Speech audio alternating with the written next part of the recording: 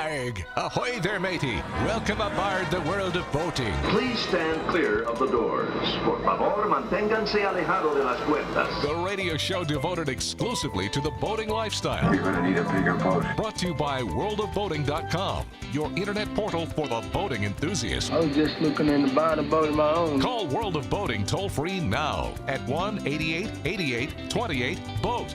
That's 1-888-828-BOAT.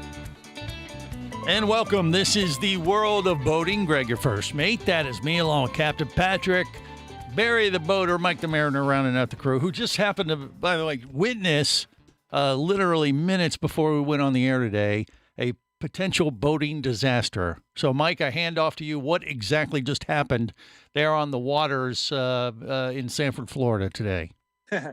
Well, I'll tell you, it was a testament to the professionalism of the captain of the Barbara Lee. Super high winds today. The Barbara Lee, a paddle boat that does like day cruises or what, casino stuff exactly, or what? Yeah, not casino. It's a day cruiser, dinner cruiser vessel. Goes out a couple of times a day. It's 108 feet long. It can carry a couple of hundred people. Okay. They probably have about 150 on it right now. All right. But as they entered the harbor here at Monroe Harbor, the winds are directly out of the west and gusting pretty high, probably 30, 35 knots. Yeah. And so Mike connects for the World of Boating radio show, and he tells me, "Hey, Greg, I'm walking over to the marina. I think they're going to tank. We might get a live sinking on the beginning of the World of Boating today." But that didn't happen. It just came close. Well, they made their turn, and then the wind blew them away from the dock. And of course, there's sailboats and things on the other side, so they had to do some quick maneuvering. And but they were able to save it and get it back in. All right. Really, really good job.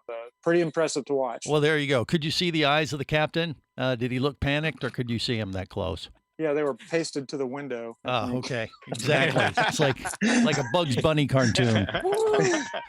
Yeah. It's interesting. I was telling him, I was like, wow, that sounds like my cruise last week. Because, I was on this Virgin Voyage cruise ship with some of my diving buddies, and we decided to book this trip from Miami to go over to Bimini for a day in the Bahamas. And we had a great time, but the main reason of going on this cruise ship was to get to Bimini. And when we went over to Bimini that day, we had the same problem with the winds. And they had this dock on the north end of Bimini that's, it's fairly long and narrow and stuff. And it was a beautiful day, but it was very windy. And sure enough, the captain comes on the speaker and says, "Sorry to inform you, but we can't get in right now. We're going to try again a few hours later because the winds are too high, and we take safety, paramount here at Virgin Voyages." And I was like, all right, well, that kind of blows, literally. And sure enough, they tried back a few hours later, and I was actually on the stern of the boat watching them back into the dock, and I could see them working the bow thrusters and trying to straighten this Virgin Voyage cruise ship, this Scarlet Lady, and kind of move her butt right into the docks, and sure enough, the bow thrusters are going like nuts. I'm like, uh-oh, this isn't a good sign. And then all of a sudden you see the bow thrusters stop working. And it resorted to the main engines, which meant we were moving away from the docks. And I'm like, oh crap. We're not going to Bimini at all. And sure enough, that was the case. He came on about a minute or two later and said, "Oh, I tried, but I couldn't do it." So I don't know. As a captain, Patrick, when you admit defeat like that, do you think the captain felt diminished in any sense that he couldn't perform as well as he would have liked to for his passengers on a cruise ship like that? Or do you think, it is what it is? I don't know. What do you think from a captain's perspective? I think he's perfectly fine with that decision, made the decision. And the thing is to get the boat in safely, get the crew, passengers off safely, and not have a repeat of the Costa Concordia.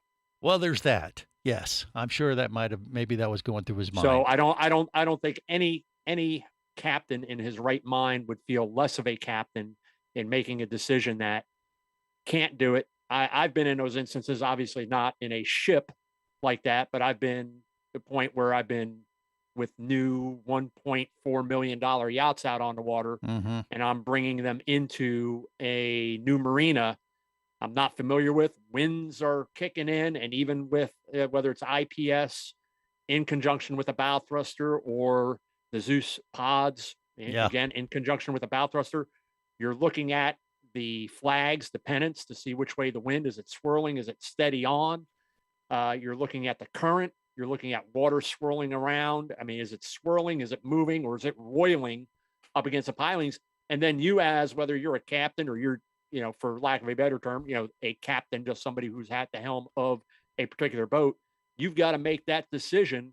Is this safe for me to do? I don't want to damage the boat. I don't want anybody to get hurt. Right. And is there a better alternative? And there were times where I had to make the call into the marina and say, can't come in. Oh, we'll send some people out. Nope. You've got concrete docks, concrete pilings, kind of like a particular marina out in Cape Canaveral, Port Canaveral that I won't mention. And you request the T head. I need a spot on the T head, or I'll come into the fuel dock until at such time as the wind lays down and I feel safe maneuvering the boat. Yeah. Well, I'm sure that's what happened, but I would have loved to have been a fly on the wall in the helm of the Virgin Voyage cruise ship, the Scarlet Lady, and it's just listening to see if was any cursing, like, got it. If you had a VHF portable radio, you could have heard that. Well, maybe. I doubt there was cursing. I mean, it's all professional. This is like, Greg, from a pilot standpoint, bringing in an aircraft on a high wind situation. You got crosswinds on the runway, right? And you don't hear the pilots cursing at each other, as they come in. You might want to check their shorts, though, and that would be a good calm, cool, collected, by the numbers. And there are times with pilots where they have to abort and do a go around, right? True. Or especially, I know high winds are a thing over in England at Gatwick and that. They got to divert to another airport. That happens as well. So it's all in the terms of safety. But the big question is, this was a cruise ship owned by Sir Richard Branson, right? His company. Correct. Yeah, his brand new boat's been sailing a year or so, maybe. Scarlet Lady.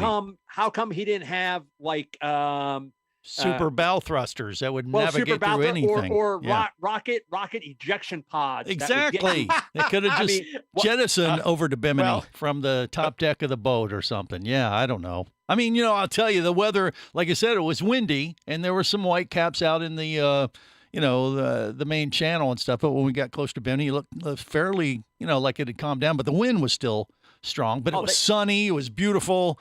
And I know I'm not alone with the other people on the boat that were like, wait a minute, why aren't we going to the boat? Why aren't we going to Bahamas? Come on. So, I mean, they should have given you guys some of those like bat wing suits and launched you out of like some they gave us canyon. They gave us a $45 credit at the bar, and that did just fine.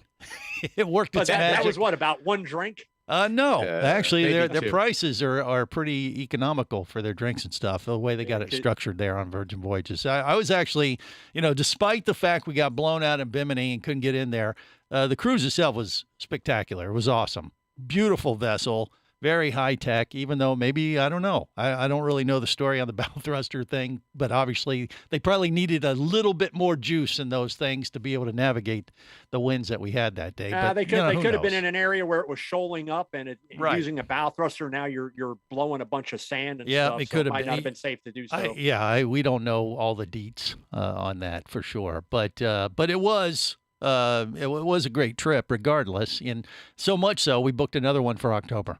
So before we even got off the boat, we booked another one. That's one of the windiest times of the year down here. Yeah, absolutely. Yeah. Wrong.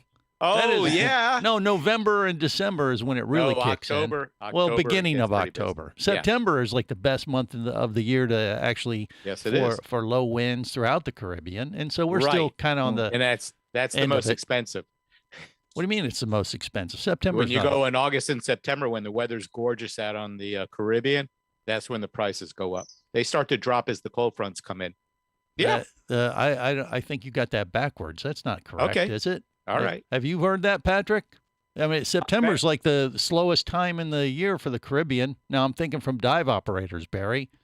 Well, do maybe you from think? because it's so warm out. It's Yeah, well, possible, the but- winds are low. Kids are back and going back to school, so it's after summer. So September's like the Florida resident time to get out there and enjoy the waterways of Florida and the Caribbean. Patrick, Do you what like think? do you like how Greg asks me a question and then just steamrolls right on by? It's okay. It's Yeah, okay. jump on board and you can answer what. What do you think? Is that true or not? I thought that Barry was is the case. 100% correct. You are wrong. Prices go up in September in the Caribbean. That's what you're saying. Yeah, because you're also coming to the end of hurricane season. Okay. Well, maybe. What I are the don't know. prices? What are the prices of the hotels in the Well, Keys? there's entire The summer versus the winter. There's dive operations in September closed down for the entire month because it's slow. That's from a diver's perspective. But who knows? Maybe we're both a little right. We'll leave it at that for now. More coming up on the Okay. World of Boating. Stay close. You're listening to the World of Boating Radio Network. Hosting a radio show about scuba diving and boating is one of the best gigs on the planet. It's actually part of my job to check out and report on cool new products I personally use to enhance my diving and boating adventures. However, I do believe in sharing the joy, and this is why we've added Nanook protective hard cases to our list of products you can now purchase on the merchandise page at scubaradio.com. Nanook cases are designed to protect the most sensitive equipment in the harshest environments. Underwater photographers, listen up. From their high-impact NK7 resin to their exclusive Power Claw latches, Nanook has raised the bar for those of you that demand the best protection for your gear. Plus, Nanook protective cases cost less than similar products currently on the market. The company has been around for over 15 years, but it's new to the U.S., so we've made a small number of Nanook cases available exclusively for you at a special introductory price on the merchandise page at scubaradio.com. Go there now and check out Nanook, the evolution of protection.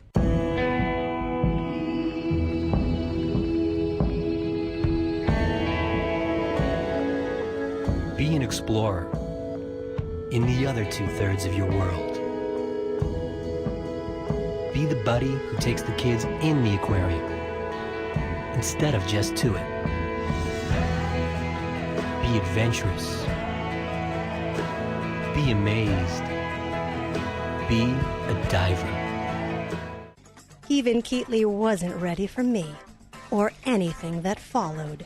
Chased by a police department, led by his ex-girlfriend, and hunted by brain fork-wielding Fijian assassins, it's everything he can do to keep from getting locked up, killed, or worse. Kava Screw is available as an ebook for $2.99 at Amazon.com. Kava Screw. Put a brain fork in him. He's done.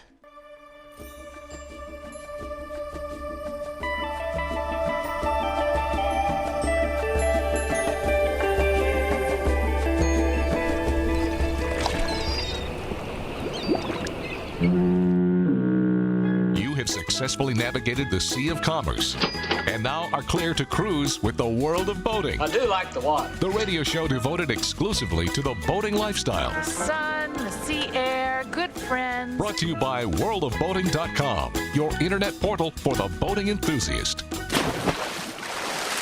We now return to Night Boat, the crime-solving boat. Faster, Night Boat. We gotta catch those starfish poachers. You don't have to yell, Michael. I'm all around you.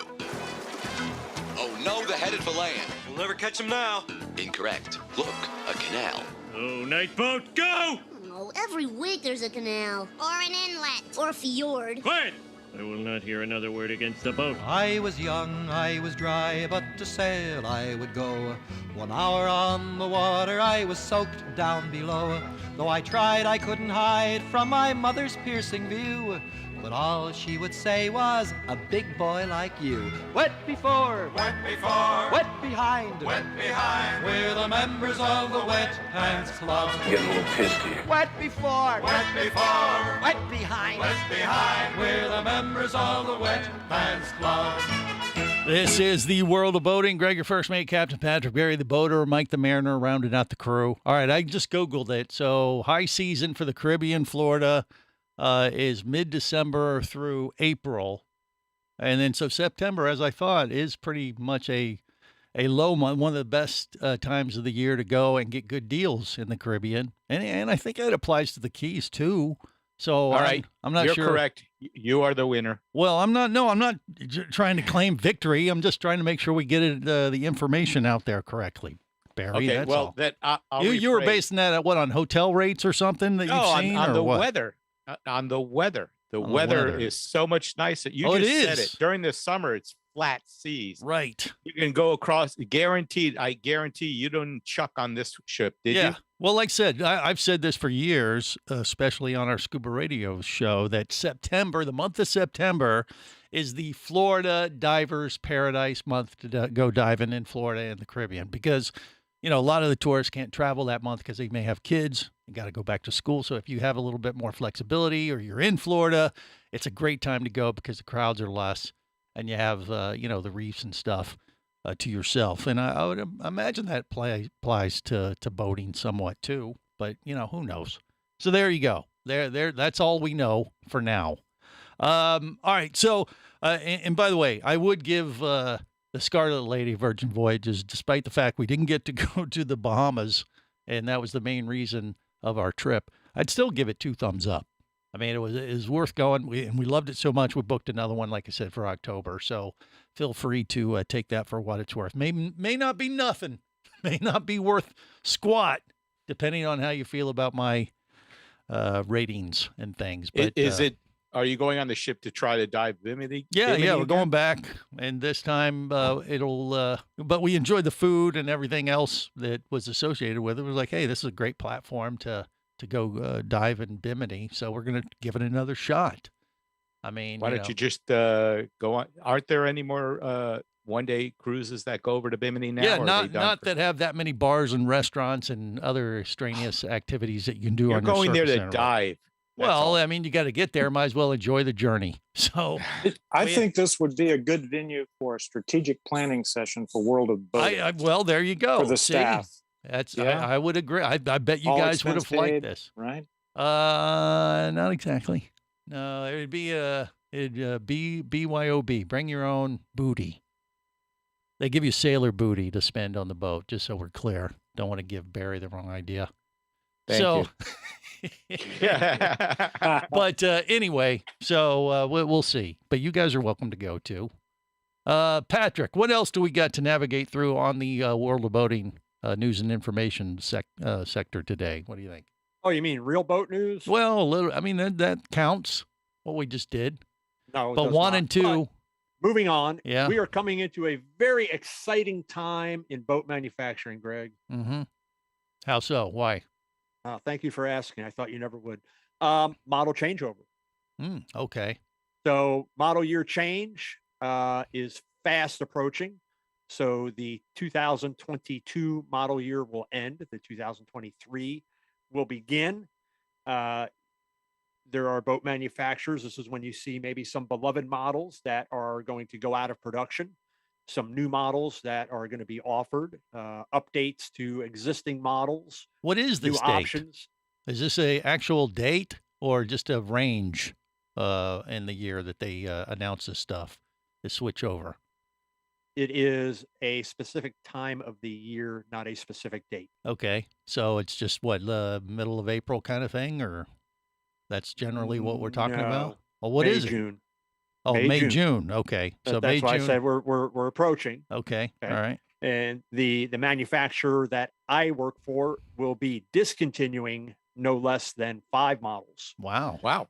That seems like a lot. Why? Well, one has been in production for probably about 15 years.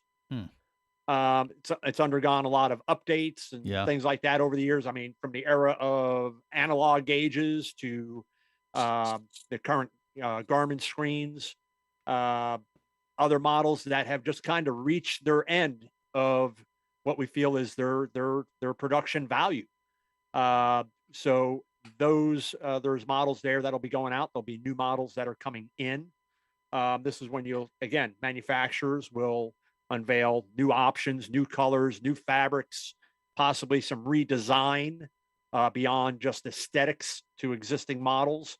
So if you have a preferred or favorite manufacturer, or you're starting to look and you're thinking about ordering a boat for the 2023 model year, I know those production slots are filling up pretty quickly. And it'd be a time, if you're looking at 2023, you might want to wait to check those manufacturers' websites to see what's new that they're going to have. Because and there's nothing like a fire sale on last year's boat models because they're all gone anyway, right? Yeah, I don't think you're gonna have any problem. Most for the manufacturer I work for, everything for the 2022 model year was already committed. Most of which was already sold, not just to the dealers, but the dealers to their customers. So at this point, they're just waiting to take delivery as we approach the end of the 2022 model year. And then you've got buyers out there that have put deposits down and are waiting for their 2023 models. Yep. Barry the Boater, what say you? Do you see when you see a model that's been out for 15 years, you say, is it that you just see sales start to drop on that model, or less and less people are looking at it and you're saying, well, this one's falling out of favor? Or 15 years is enough. I mean, if you have something that is that popular and then you refine it every year till you get it till it's almost perfect, why get rid of it other than maybe people have gotten tired of that particular thing? You've got some things working against you there. I mean, one is how popular will it remain? Two is the lifespan of the molds. Now the molds, as long as they're properly maintained, you really don't have an issue. Where you tend to start to have problems with is with non-skid. So over the course of 10 years, 15 years, as molds get used and they get damaged and repaired, eventually you get to a point where it's just not viable. Yeah, and they get black. Yeah, black mold. Ooh, red flag. More coming up. Stay close. You're listening to the World of Boating Radio Network. Traffic sucks, unless you're scuba diving with Mike Scott. Mike glanced down at his dive computer. It showed less than 50 PSI left in his tank. Probably just a few more breaths. Or riding shotgun in a thrilling car chase. One bullet hit the Jeep's windshield, spiderwebbing the passenger side. Mike shifted into second gear and felt the Jeep leap forward. This just got serious. Escape your commute with audiobooks from author Eric Douglas. Download to your phone. Go to booksbyeric.com or audible.com.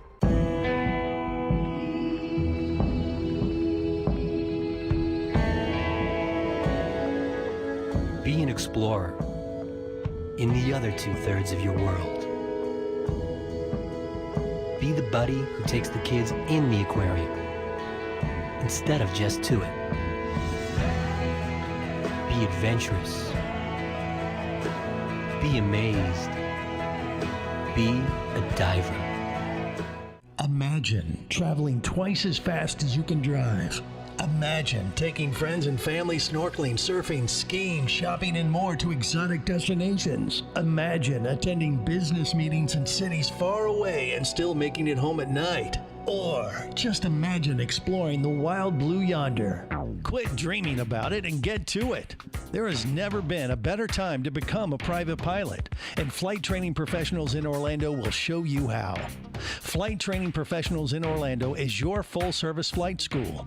A state-of-the-art flight simulator, a fleet of the latest Cessna aircraft, and a staff of full-time seasoned flight instructors are just a few of the many reasons Flight Training Professionals in Orlando is the place to start your aviation adventure. Call 407-896-0077.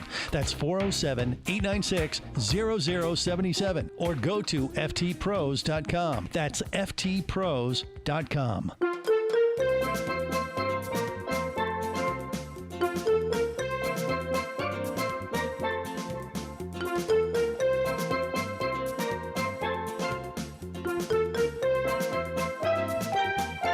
This is the World of Boating. Greg, your first mate, Captain Patrick, Barry the Boater, Mike the Mariner, rounding out the crew. All right, so if you have your eyes on a new boat, just keep in mind May and June are the model year switchovers. I would imagine there's no manufacturer out there trying to sell you an old one or whatever. But if you're, you want to get, if you're putting down your money on a new one now, it needs to be a 2023.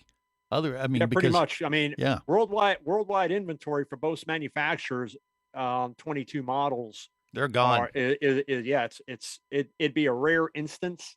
I think earlier this year we had, I want to say 23 boats available worldwide, Mm-hmm. you know, that hadn't been committed or sold.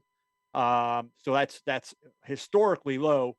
And the lifespan of a boat, you know, in production, you know, there are boats that the company that I work for had been in production. By the way, today, April 9th, is an anniversary date. Of? 36 years ago, I started working for that particular company. Wow. Wow, that? that makes you 60. Come on, do the math. Mr. Yeah, Accountant. except I started there when I was What a is teenager. 4? He Oh, started, okay. yeah, that's right. They brought him in a stroller. I did start there as a teenager. So child labor law. That's all right. There were no such thing back then, Mike. Yeah, they had horse and buggy. Okay.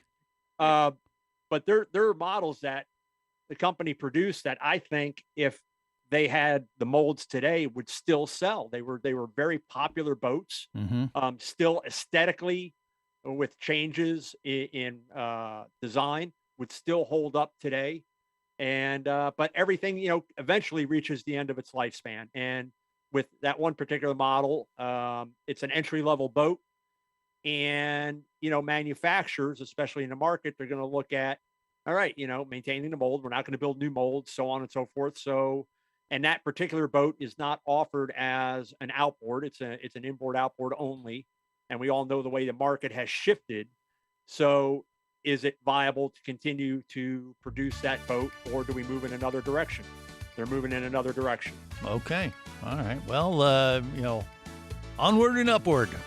And maybe they'll keep Patrick employed for another 34 years. We wish him the best with that. More coming up. Stay close.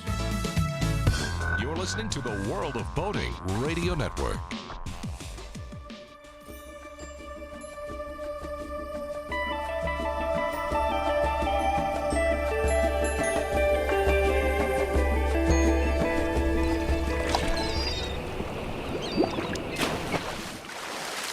You know, this might be the thing. A boat. Is it hard to take care of a boat? Not a little boat like this. And you have to have your license and you have to... No, nothing. It's like a slide whistle. Anyone could buy one. Oh, the bones will rise with the sleep still in their eyes, and they'll jerk from the beds and think they're dreaming. But they'll pinch themselves and squeal, and they'll know that it's for real. The hour when the ship comes in. This is the World of Boating. Greg, your first mate, Captain Patrick, Barry the boater, Mike the mariner, rounding out the crew. All right, so, well, you got a few other stories to navigate through. So what do we got, Patrick? Well, speaking of new boats and things like that, there are some boaters down in Jupiter, Florida that may be looking for a newer boat.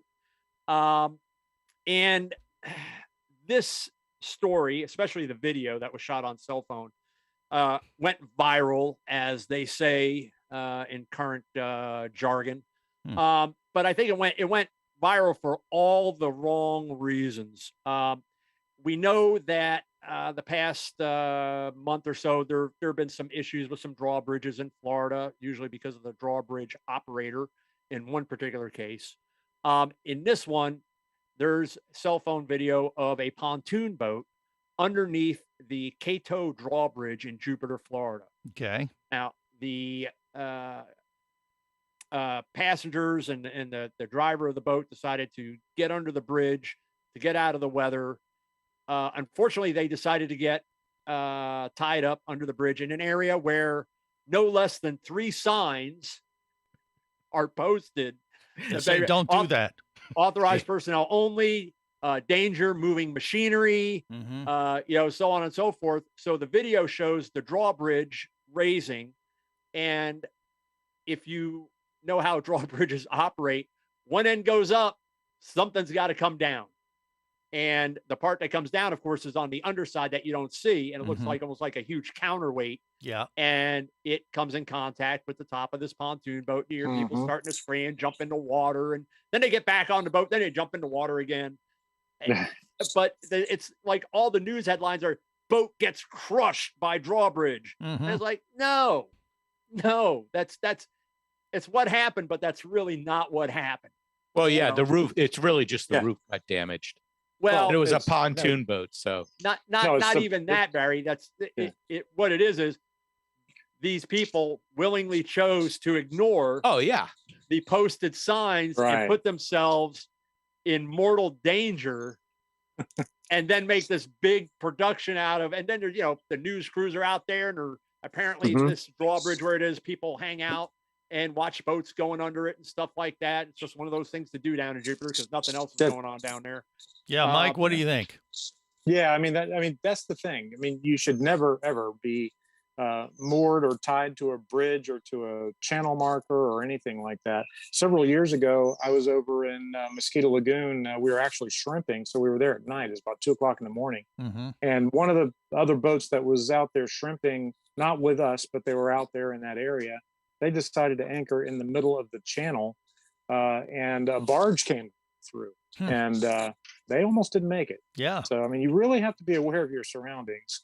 Well, And, this is pretty obvious that it's probably not the ideal anchoring spot, let alone mooring up to it if it has all the signs. I mean, if they wanted to get out of the rain or wind or whatever, it doesn't like in a warning sign or, alarm go off though when they're doing the bridges and stuff too. That seems like they would have had time to get out of the way. Yeah, as well.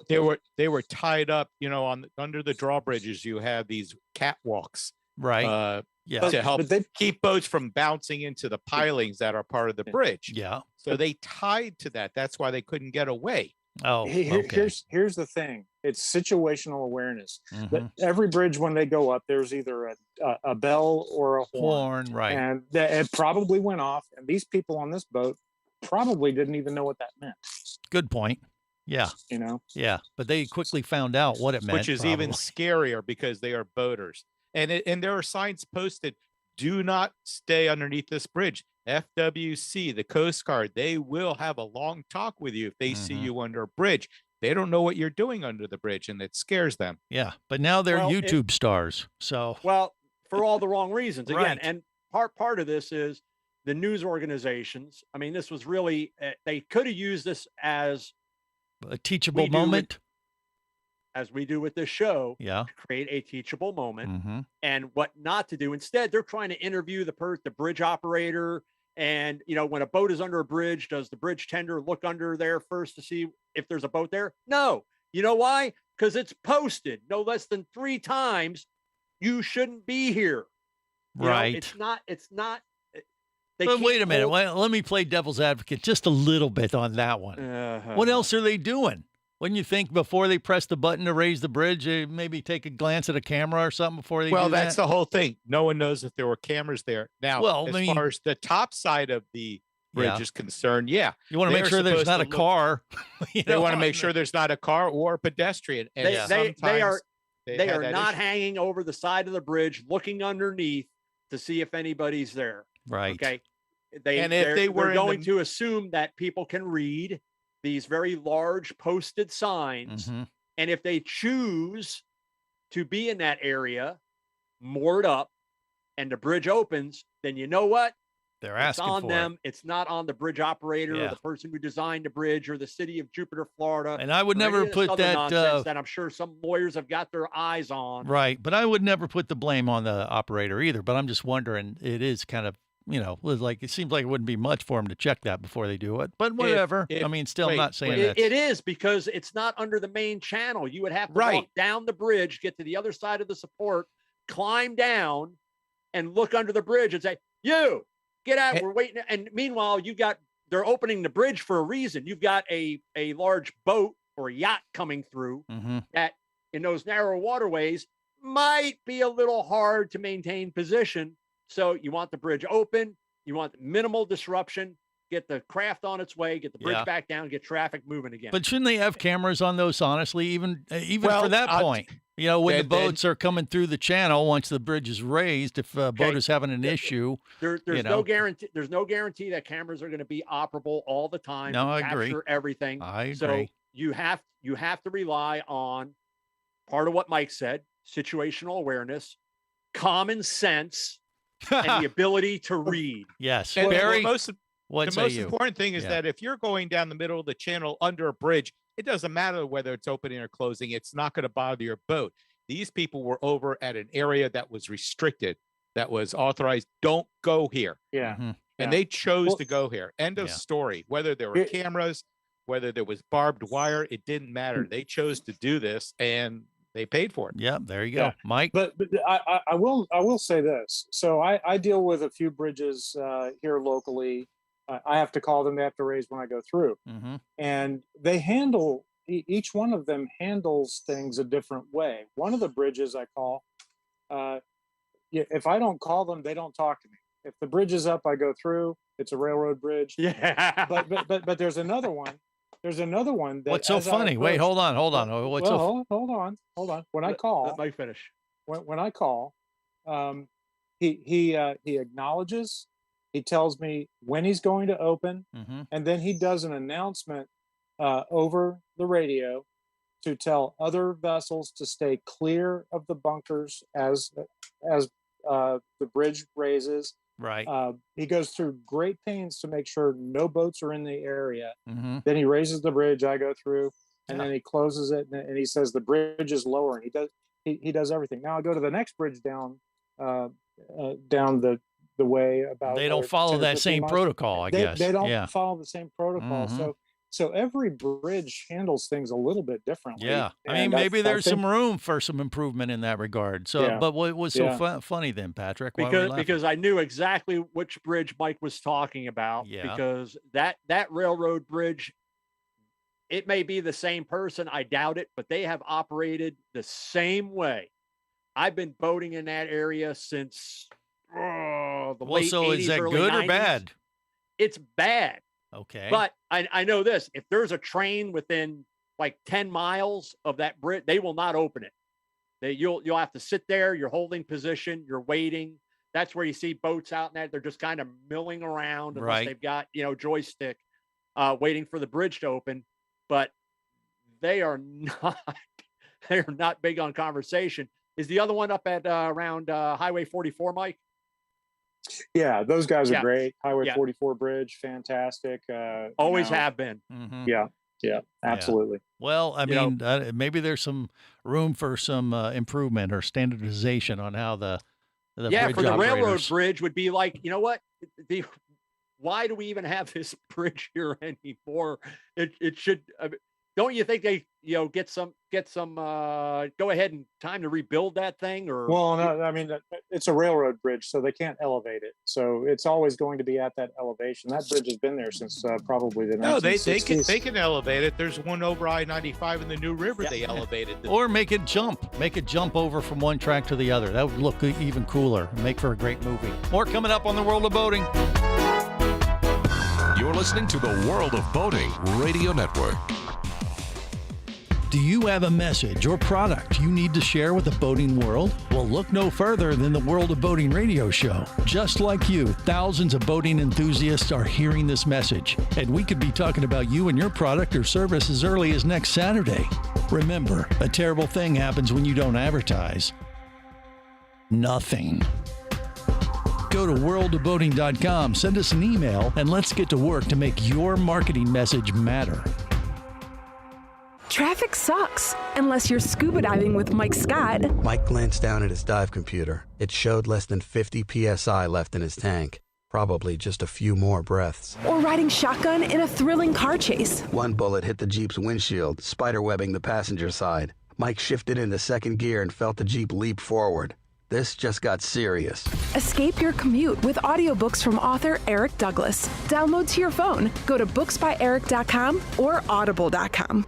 Hosting a radio show about scuba diving and boating is one of the best gigs on the planet. It's actually part of my job to check out and report on cool new products I personally use to enhance my diving and boating adventures. However, I do believe in sharing the joy, and this is why we've added Nanook protective hard cases to our list of products you can now purchase on the merchandise page at scubaradio.com. Nanook cases are designed to protect the most sensitive equipment in the harshest environments. Underwater photographers, listen up. From their high-impact NK K7 resin to their exclusive Power Claw latches, Nanook has raised the bar for those of you that demand the best protection for your gear. Plus, Nanook protective cases cost less than similar products currently on the market. The company has been around for over 15 years, but it's new to the U.S., so we've made a small number of Nanook cases available exclusively for you at a special introductory price on the merchandise page at scubaradio.com. Go there now and check out Nanook, the evolution of protection.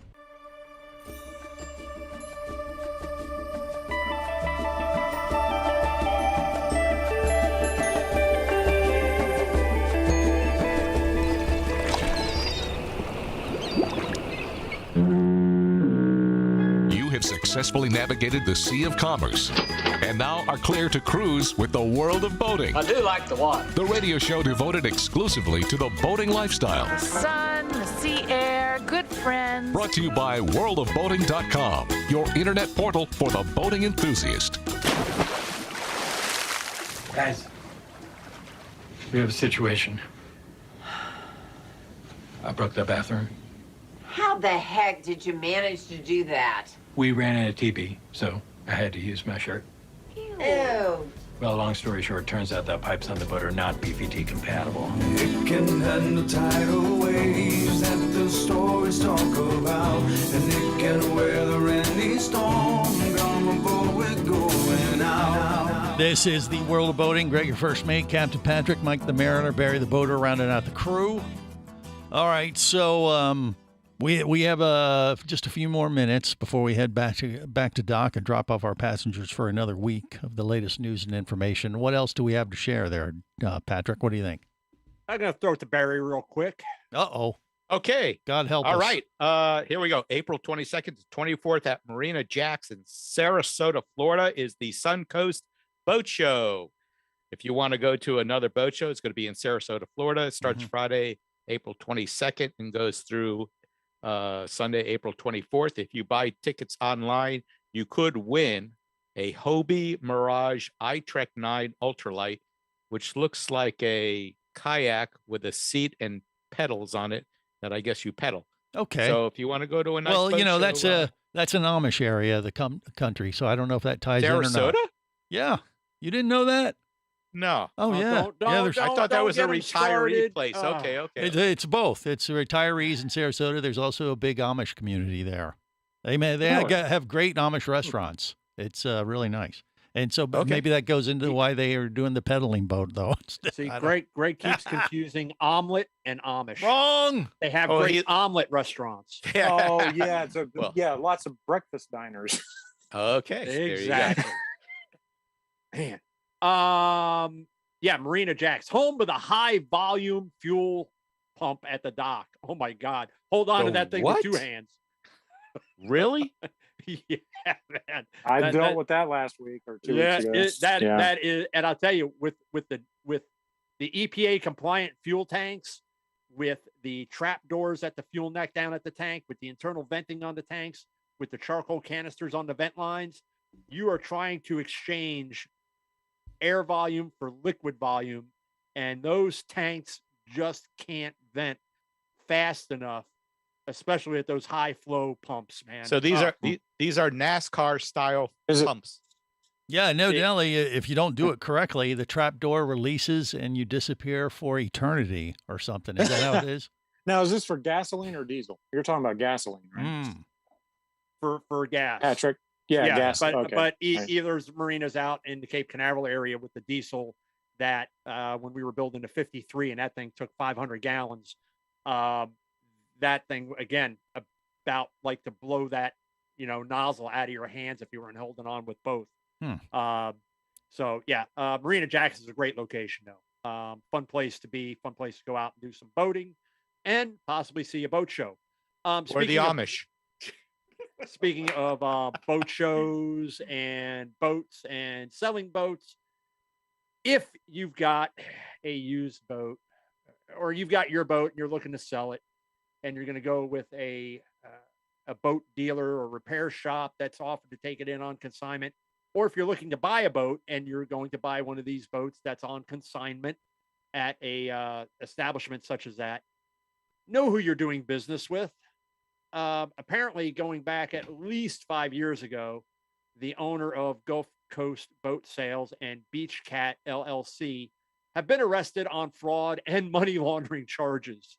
All stemming from taking boats on consignment, selling the boats, not providing titles to the, again, I will never understand if you're paying for that boat in full, where's the title? Where's the title? Let me see, even if you're not paying for it in full, where's the title? Let me see the title. Let's go down to the tag office. Let's do everything. And if they're saying no, I mean, you need to walk away because you're going to wind up with a big, big problem. Yeah. And if you're putting your boat up for sale with one of these establishments, again, do a little bit of research. They got this thing nowadays. It's called the internet. Great source of information, especially in researching stuff like that. Know who you're doing business with, and are there any problems with them? Talk to people that have put their boats for sale with these establishments and what were their experiences. Make a few phone calls. That cell phone that you're carrying is actually good for voice communication. Otherwise it's going to be a roll of the dice, and you don't want to wind up like being a story on the world of boating. Where you're left with a boat that legally you don't own, that you've paid for, or the boat that you had paid for in full, you now have nothing to show for it because it's been sold. It's in another state, possibly in another country. And these people, they get arrested, they get brought up on trial. There's not going to be any restitution. You're not going to see any of that money. So just buyer/seller, be aware of whom you're doing business with. Mike, what say you? I agree. I mean, you've got to find someone you trust. I've teamed up with a particular boat broker that the last 3 boats I've bought and sold my boats through him, and had him actually do the search for the boat that I currently own. I trust him. He tells it like it is. But the thing that drives me crazy, and I just don't understand these people that are doing the ripping off, the people that are, open up these, companies and they just start ripping people off. And how do they think they're going to get away with that? It just Barry, care to elaborate? I have no comment. No comment. Okay. And we kid. He's not one of those. Well, we because don't the think. authorities will tell you it's a civil case. It's not a criminal case. That's how they get away with it. Right. And his answer But is it no. is. It's fraud. There is a proper way to launder money. Well, There's just a proper way. Barry's answer is no admission of guilt. Let's just leave it on That's that right. note. Until next week, remember, whether it's sail or motor, Life is better as a honest motor. Safe boating, everyone. Come back there! Come back here, you barnacle-bitten swab! World of Boating is brought to you by worldofboating.com, your internet portal for the boating enthusiast. Any of this getting through to you, son? World of Boating is a production of Overboard Entertainment Incorporated. Computer standing by. Remember, you can listen live or to archives of past shows worldwide over the internet at worldofboating.com. Computers can do that? So tell a friend and come aboard every week for the World of Boating. This is so great. I can't wait. I'm getting goosebumps. Feel me. Feel me. The radio show devoted exclusively to the boating lifestyle. TTFN, ta-ta for now. The opinions you just heard on the World of Boating are those of the hosts, callers, and guests. They are not necessarily those of any station or network, its management, or advertisers. What are you being such a weenie for? While on the water, your safety and the safety of many others depends on you. So boat smart and operate your vessel only after receiving the proper training and instruction for your area. There is a fine line between genius and madness. Have any questions or comments? Feel free to do so via the web at worldofboating.com.